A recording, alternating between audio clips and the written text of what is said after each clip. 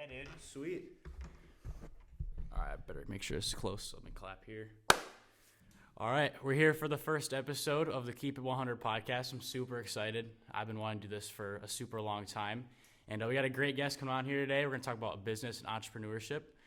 So with that being said, please welcome Kyle Huebner. He's a gym owner and entrepreneur. So thanks for coming on. Yeah, dude. Thank you for having me. This is super exciting. I've been wanting to do this for a long time. Keeping it 100. Yes, sir.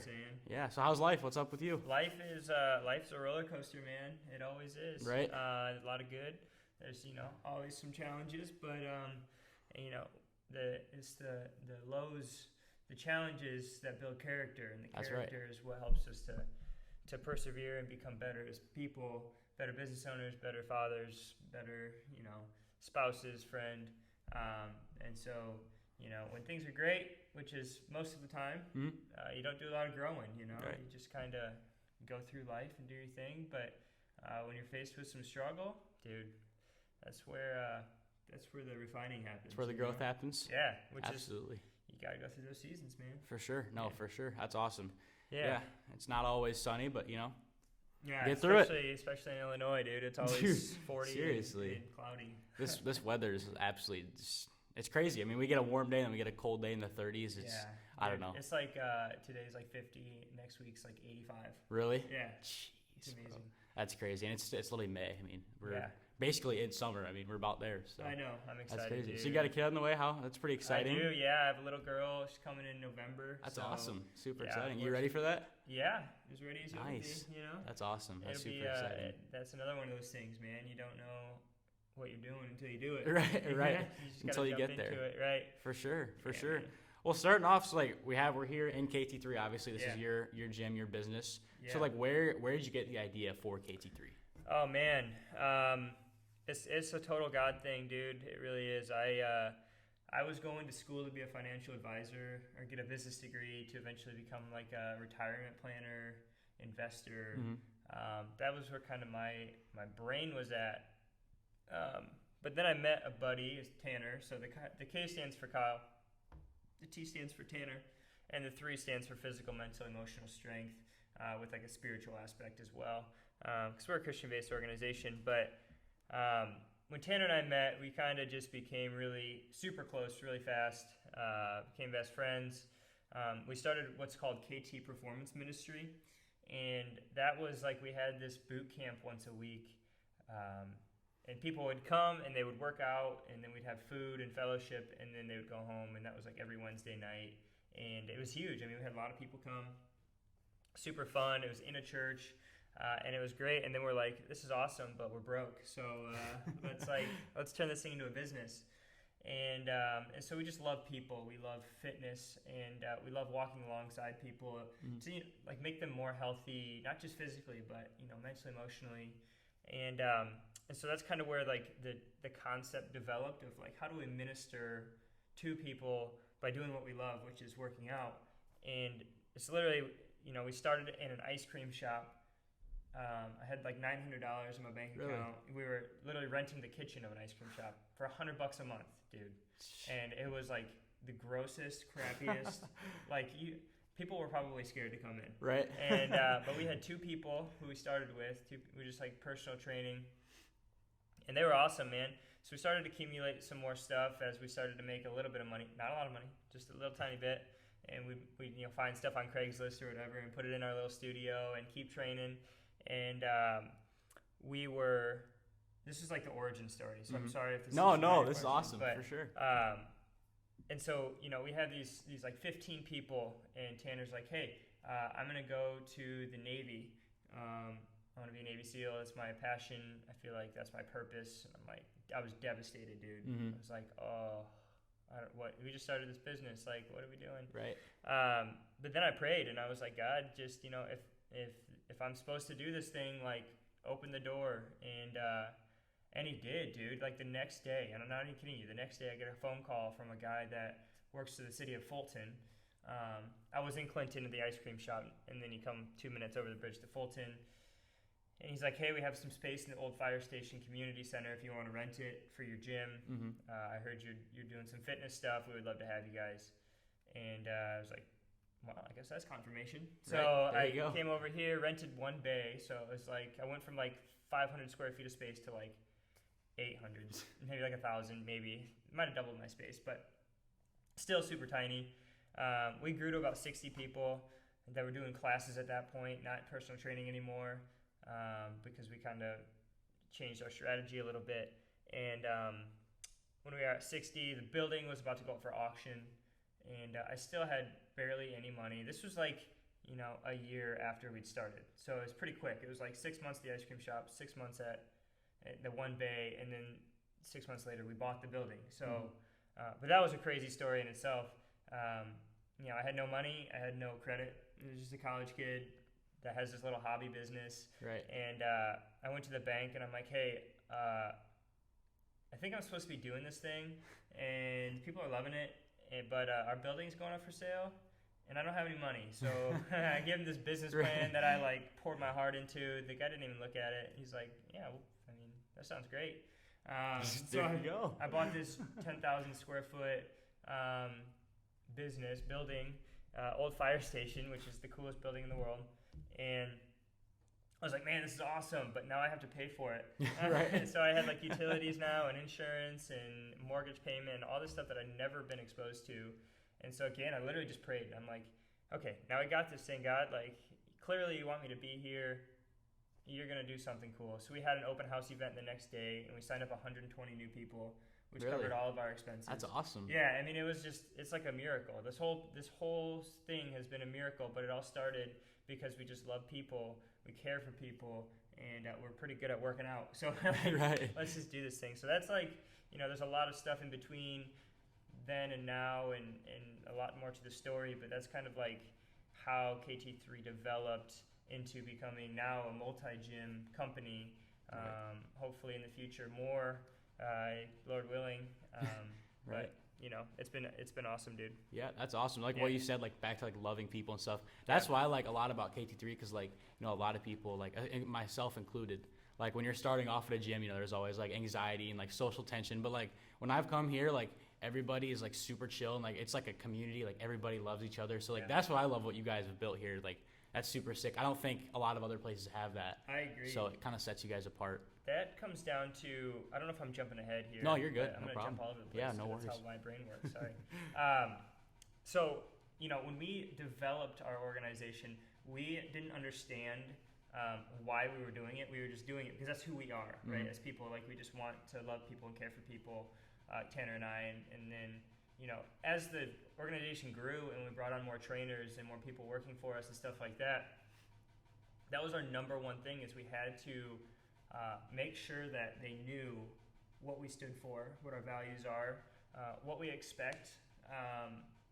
And honestly, all we expect is that when someone comes in the door and you're a trainer here, you work here, you say hi to them, you have a little conversation with them, you make them know that we care, because we do. And that's not a strategy to like trick people into thinking that we care, but we genuinely do. Like if you need to have a conversation, we're willing to listen. If you need a hug, we're willing to give you a hug. If you want to pray, we're willing to pray. Like there's these things, but you have to be intentional when you're developing the organization, especially in the beginning stages, right? Because our first gym, it was easy because we were just doing all the work, we were doing all the stuff. It was just us, so that was the organization. Right. But then we opened our Port Byron location, and it was like from the very beginning, we had to be so intentional with helping people on our team to understand like this is going to be a safe spot for people to go. They're going to come and be happy, and we're going to bring a smile to their face, and we're going to give them a good workout. And that's what we're going to do. It's going to be customer service, dude, like one-on-one. And so that's, especially when you're building the business, what were the steps in opening the business? The first step is just creating the atmosphere, creating the culture, developing that home community thing that people love and they crave and they want. And so we've become much more intentional with that kind of thing within the past year, honestly. Right. Yeah. That's super important. I mean, just making that relationship. That's what they teach us, over in like the college and the business course that we have. Yeah. They say that the customer relationship is just so important, just to set that, foundation. Yeah. Because it's going to return customers, it's going to bring in more. It does so much just really by creating that relationship. And we have, we've never had a bad review on anything. We've only had like 5-star reviews. That's awesome. And, you know, if someone has a problem, we fix it, no matter what it is. Like, even if it's nothing we could have done or not our fault or whatever. Like, if someone wants a refund for their month because they can't come or whatever, and it's their fault, but they're like, I'll be like, sure, I don't care. Because now, you know, their $30 or whatever isn't worth them never coming back here someday, you know? Right. To me. And so it's like, maybe that's bad business. I don't care. Because it develops that relationship that people know that we're not here to, you know, we're not so money driven that it ruins the relationship, because that can happen so easily in a business. If you get consumed by the money and the numbers and all of that stuff, those things are important, obviously. But the customer relationship is significantly more important. For sure. Yeah. Yeah, for sure. So with all that, like, what's been like the biggest challenge that you've had in running the business? Yeah. Man, that's a tough one. So I love to work. I love to grind, you know, like, that's just for sure who I am. So that, you know, that can cause problems elsewhere in your life. It's hard to delegate time to certain things, and you have to be super intentional with your time. And one big challenge is that I'm a people pleaser. I like to make people happy, and so when people aren't happy, it like crushes me a little bit, you know? Right. And that's because sometimes I'll take things too personal or whatever, and it really has nothing to do with me. But it makes me sad when someone's, you know, not enjoying it or you know, there's problems or whatever. I struggle with that still. Understanding that you can't make everyone happy all the time, but we can definitely try. Right. You know, put an effort for it. Yeah. For sure. And that's kind of what I've been noticing too, because like I've been in this life, like this stage where I'm just trying to just go. I'm so young. Like, I just gotta slow down, and like, it is what it is, you know. Like, I gotta enjoy life for what it is, because that's what I'm at. Like, I'm just like, I just want to grind, and like, I just want to please everybody. It's hard, you know. Yeah, dude. So I'm definitely realizing that too as I, you know, go through this stage of my life, for sure. And so it can consume you, man. Like, it really can, for sure. It's just all you think about, all you focus on. But here's kind of something I think about in life. And this is just talking to me right now, actually. A lot of times it's like, you know, this piece of paper is like right here, and this is all you can see, right? And that's never healthy. Right. Whereas this piece of paper, I can plaster it on that wall right there. It's still there. It still exists, and it's still a big thing. But look at all the other stuff around you. That's amazing. Right. You know, your family, your friends, your whatever it is. So enjoy all of it at the same time. Like, you can do that. Don't just be so focused on one thing, because you'll start to see other things decline. And that's the last thing you want, you know? Right. And it's like, with all the new technology, you know, we're all sucked into the, you know, the TV, the phone, whatever it is. And it's like, dude, like, there's so much more than just that. Absolutely. Which, that's what I've been trying to do too, like, limit my screen time and just go out, you know, do stuff just to enjoy, you know, God's creation stuff. Absolutely, so, man. Yeah, for sure. So, like, what's like your strategy? It's like, once you get those clients, like, how do you like retain them, basically? Yeah. Gyms are crazy. I mean, there's a lot of turnover, a lot of new people, a lot of people cancel every month, you know, and that's just how the gym industry works, because you can give someone the tools, you can give them the perfect plan, tell them everything they need to know, but they still have to want to come do it. Right. You know? Right. And they have to make time for it. And a lot of people struggle with managing their time well, so they don't, eventually they stop coming as much, and then they cancel their membership, and then someone, you know, it's just this like constant cycle. And so as far as like getting new customers, we really try to help people understand that we offer more than just what some people think we offer, right? Everyone has this like mindset of like what something is, right? But for us, it's like we have people who are 14 and we have people who are 94. And we have people who are bodybuilders and powerlifters and athletes, and we have people who are literally here just to move and be healthy. Right. And we have people who and so we just want people to know how to be generally healthy, how to create healthy habits, you know. If you're training specifically for something, we'll help you with that too. But a majority of people, you know, exercise is so important for a lot of reasons, you know. And so we just want people to know, like, you know, just come here, and then we'll figure out what you enjoy to do the most so that you can stick with it, because consistency wins. Like, you have to consistently come, otherwise you're not going to see the results you want to see, right? And things like that. So we try to convey that when we market, that, you know, this is a place for literally everyone. We have something for everybody. It's a place is huge, you know, and we separated it so that the people who are like, you know, we have the middle-aged mom who wants to do boot camp, lose some weight. She's not standing next to a meathead over here doing bicep curls, you know, because they're not gonna vibe well. They do eventually. Once you come here, you know, everyone's just friendly to each other because that's the atmosphere we created. Right. But we just try to help people understand that, you know, we're not specific to one thing. Like, we want you to be here to be healthy. We don't want. That's it. That's really what we want. And as far as retention goes, you know, we try to build those relationships the best we can. We can't greet everybody every day all the time. You know, that's almost impossible to do unless we staffed it a lot, which we don't, because it's expensive. And so, you know, but when we do have the opportunity, we take the opportunity to build those relationships. So then they want to come. It's not a chore. It's like, I'm happy there. I'm going to go there. I'm going to do this thing, you know? Right. Yeah, for sure. That's super awesome. Yeah, man. Just making sure people want to stay too. Like, it's one thing to go, but it's like to come back, you know, it's a whole different thing to like to keep going and go to the same place too. So that's super awesome just, you know, to create the relationships like that. Yeah. So like if you had a definition, like would you consider yourself an entrepreneur? Absolutely. Yeah. So like what do you think, like how do you define entrepreneur basically? Yeah. I didn't know that I was an entrepreneur until I just knew I was crazy, you know, until I started doing stuff. And then the more I would do stuff, the more it made sense to me. And now to me, you know, the entrepreneur, which I didn't even understand for the longest time until probably like 6 months ago. To me, it was like someone who owns a business and then they work hard for the business, all this stuff. Right. When that's not the case. The entrepreneur, you know, there's entrepreneurs, there's managers, and then there's the people who do the work. Right. And I read that in E-Myth. That was a good book. That's a great book, man. So you know, like you need the workers to do the work. Like those are the people who want to get the paycheck. They want to go home.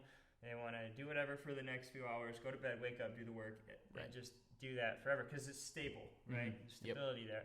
The manager is the one who can, you know, operate the business well and, you know, watch over those people. And then the entrepreneur is the one who develops the business, the strategy, the culture, the atmosphere, and then, you know, continues to grow, right?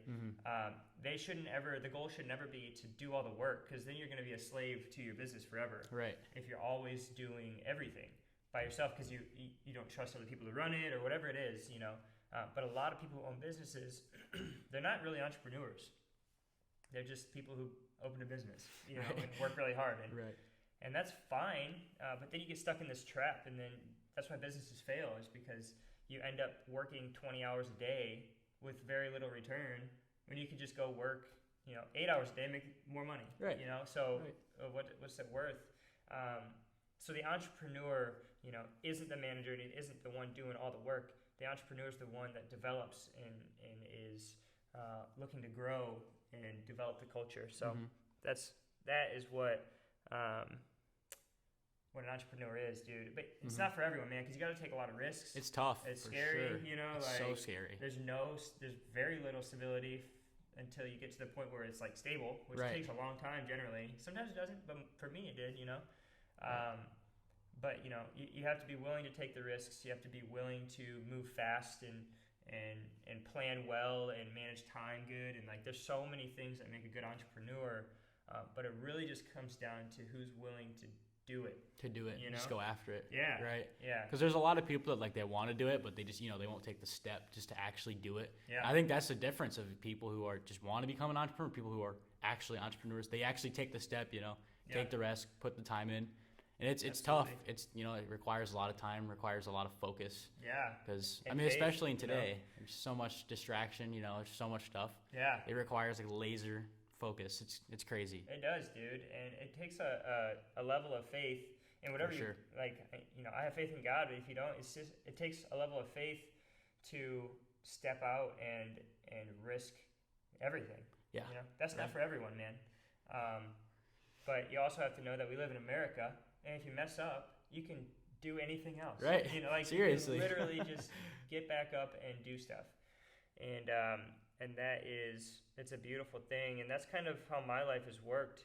I have a family now, so it's a little bit different because you have to think about them when you're making decisions and stuff. It's not just me anymore, and it's a beautiful thing. But you know, the more the more people you have to provide for and stuff, the less risk you're generally willing to take. And so that makes, there's always, people's situations are always different. So it's not going to look the same for everyone, Right.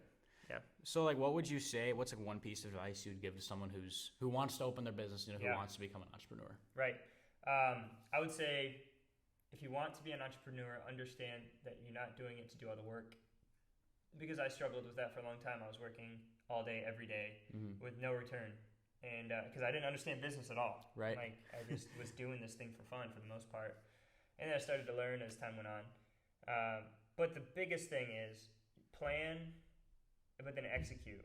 Because you can plan all day long. You can have all the numbers in order, make sense of everything, think through all of the situations or whatever. But until you do it, that stuff means nothing. And it's never going to be exactly how you planned it, ever. Right. I don't care how good you are at planning. There's you got to do it and figure it out while you're doing it. Be willing to change and adapt to what the customers need and want. But you got to do it, man. And understand if you are an entrepreneur or if you're a manager or if you're a worker, because if you're a manager, go manage. That's what you're built to do. That's your skill set. I'm not saying you can't become an entrepreneur. There's obviously ways you can do that. Read some books and see. But most people know they're entrepreneurs at some point. And they can like sense it and feel it. They kind of feel it. And then that's when the faith comes in to just do it. Right. That's kind of been happening in my life. I've kind of been hitting that switch. I'm like, okay, I feel like I might be able to do this. I feel like that's kind of me. Yeah. So like, that's what I'm in. Like, just trying to find the faith and the courage to just go do it. Absolutely. So that's my goal this summer, try to build something and just go for it, really. Absolutely, dude. I'm excited. It's gonna be super fun. It'll be so good. And if you don't do it, I'll come smack you. Yeah. Okay, that's All fair. right, there we go. I need that. I need the motivation. So, so obviously, like for something like this and like a business, like networking, your resources, it's super important. So like, what are the benefits of networking? Yeah. Oh man, I probably wouldn't be sitting here today if it wasn't for the network of people I have in my life.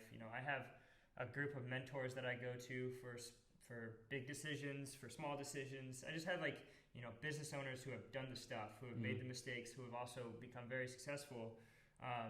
Because they can tell me by experience how to do stuff. You can read in a book whatever you want, but like life experience, real life is way different. For sure. And so I've built this network of mentors. I built networks with local businesses to like partner with them in different things. And so it's really just about making your brand known to people who are influential. That's a big thing. If you can get the influential people on your to support you and on your side, then it's just going to open up a whole new world of people you wouldn't reach by yourself. So you have to be consistently trying to network and build relationships with the people who are either gonna benefit you in your own walk or gonna benefit your business or whatever it is. And it's just it's a beautiful thing, man, because people are willing to help. They always are, and they're willing to partner, and it's super cool. Yeah, that's what one of the things I'm most excited about doing this podcast is because I get to talk to people like you, professional people who have experience. And I also get to learn, but so does everyone else watching, get to hear stories and experiences, and it just helps everyone grow, really. Yeah. So that's what I'm super excited for this going forward. So what has been the most fun thing about running your business? Yeah, dude. So I kind of look at specifically our business. It's a fun business in itself. You get to work out, and you get to watch other people work out, and you get to talk to people, and that's my whole business. That's what I get to do every day. Holy crap, I'm so blessed. But the most fun thing, dude, it's all so fun. I don't even know what to say. I just love getting to be goofy and mess around because I'm a goofy dude. I'm not a serious person at all. And in most businesses, that would be a problem. Right. Yeah. Because I have a hard time being serious most of the time. Right now, I'm being pretty serious. This is kind of crazy. It's new. But for the most part, I just want to be myself and fun and energetic and how God created me, and that's what I get to do. I get to just joke around with people and have fun with people, high five people, and I'll dance. I dance a lot, I sing. I can do whatever I want here. Yeah. And people aren't even what's that weirdo doing? They just know nobody's gonna judge. That's me. Yeah. They understand who I am, which is cool. I'd probably just like shooting myself in the foot right now. But yeah, man, that's the most fun part is that, and then the freedom that I have now. I wasn't free for a long time. I was kind of chained to this place for a long time, and I would get burned out, and I'd go on vacation for a week, and I'd come back and work until I was burned out and go on vacation. It's just a cycle. And I've kind of been breaking that cycle by delegating things more, so I have to do less of the stuff so I can focus more on development for the future, but also living my life. Right. You know, because that's a big thing, dude. Your business isn't your life. You don't work for your business. Your business is supposed to work for you, you know? So if you get to that point, that's the most fun you'll ever have. It's just knowing that I don't have to go to work 8 hours a day, and my business is going to run well if I'm there or not. The more I'm there, the better it's going to do, for the most part. But freedom is priceless, dude. It really is. For sure. I mean, yeah, you're gonna be, if you're chained to your business like that, I mean, you're gonna be miserable. You know, it's just leads to a long cycle of, you know, sadness, depression, all that stuff. Yeah, dude. It's like it's a good feeling to know that you can take a day off every once in a while. You know, you don't have to do all that stuff. So for sure, that's definitely the goal. That's for me.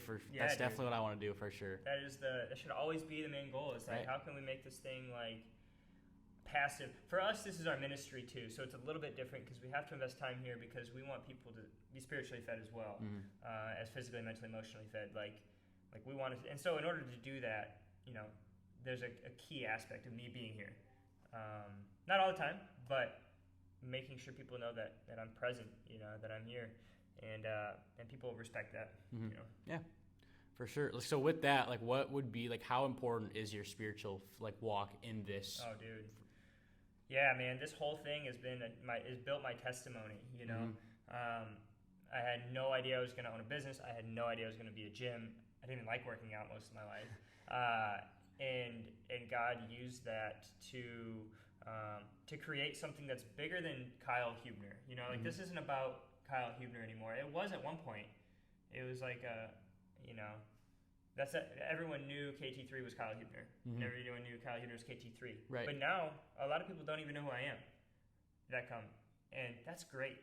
Because now they know that KT3 is a safe place where they can go and be happy and be healthy. And so, like, developing that culture, people know we're a Christian organization, and it gives people, it might turn some people off, honestly. I don't know. I think it probably has. And we don't ever push our views on anyone. We're never going to do that. But we do want to give people hope. You know, if they need hope, like, they know that they can come here and talk to us about it. And that's amazing. Like, people have literally came in and they've been coming for like a year, and we've talked a little bit, but I don't really know them a whole lot. And then they'll come up and be like, "Hey, I'm going through this. Can you just pray for me?" I have no idea if they know God or not. They probably don't.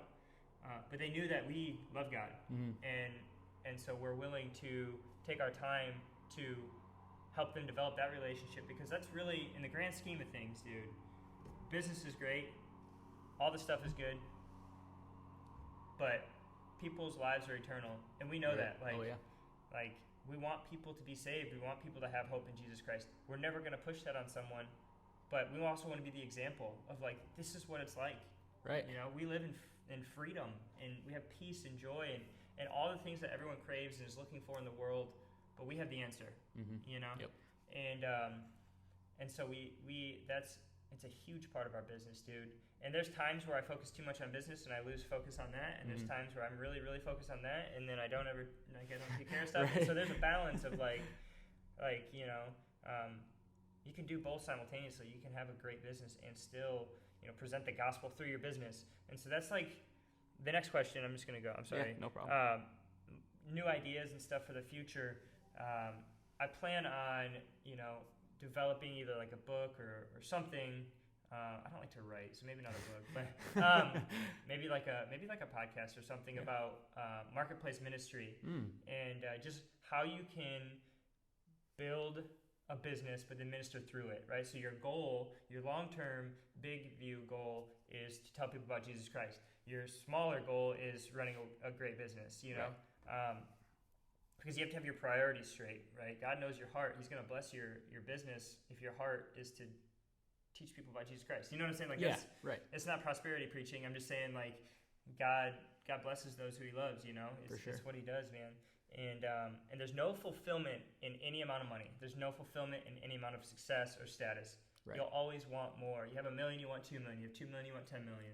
You know, you have 500 members, you want 600 members. You have 600, you want 700. You're always chasing, never fulfilled. But through Christ, if you know that your purpose is what you're doing and you get to tell people about the hope that we have in our Savior, bro, that's it. Talk about fulfillment. Right. That's literally it. Seriously. That is, dude. And so, you know, I have that idea.